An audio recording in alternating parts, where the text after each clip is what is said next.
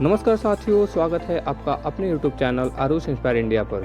आज हम चर्चा करेंगे हाल ही में चाइनीज प्रेसिडेंट शी जिनपिंग ने कम्युनिस्ट पार्टी की central financial economy affair commission की मीटिंग में की, जिसमें चाइनीज प्रेसिडेंट ने निर्णय लिया कि चाइना ने एक्सट्रीम पॉवर्टी को अपना एलिवेशन कर लिया है और कहते हुए दुनिया को चौंका दिया कि चीन में अब कोई गरीब नहीं है।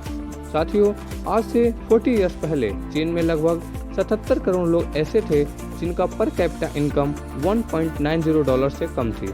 अकॉर्डिंग टू वर्ल्ड बैंक, यदि कोई भी व्यक्ति का पर कैपिटा इनकम 1.90 यानी इंडियन करेंसी की बात करें तो 125 रुपये से कम है, उसे गरीब का क्राइटेरिया में रखा जाता है। चाइना ने इस मानसिकता को पार करते हुए वह अपना मेंटेलिटी को अप किया। चाइना ने $2.3 पर अपने देश की गरीबी को क्राइटेरिया सेट किया, जो कि इंडियन करेंसी में 200 रुपीज़ के बराबर है। चाइना ने रिमोट एरिया का इंफ्रास्ट्रक्चर का डेवलप किया, गाँवों का शहरीकरण किया और छोटे छोटे लघु एंड कुटीर उद्योगों का ओपन किया ताकि लोगों की बेरोजगारी को कम किया जा सके। कम्युनिस्ट पार्टी के आंकड़े के अनुसार बहुत सारे पैसे हैं जो कि उनकी गरीबी को 10 टाइम मनी जो कि अमीर आदमी के पास है। चाइनीज गवर्नमेंट ने कॉमन प्रोस्पेरिटी फॉर ऑल का स्कीम देते हुए कहा कि समृद्धि किसी की गुलाम नहीं है और सबको मिलेगी। आपको यह लगता है इतना अच्छा कौन सोच सकता है? सोच सकता है साम्यवाद। साम्यवाद का अर्थ है सर्वहारा वर्ग का शासन।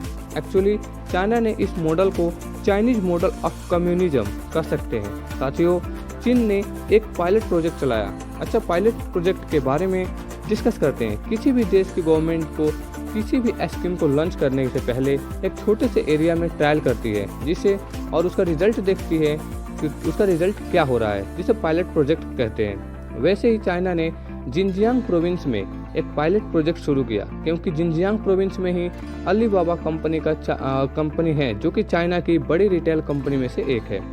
साथियों, हम जानते हैं कि साम्यवाद के बारे में डिस्कस किए। चलिए बात करते हैं विचारधारा की। वर्ल्ड इकोनॉमी मुख्य रूप से 3 भागों में बांटी गई है।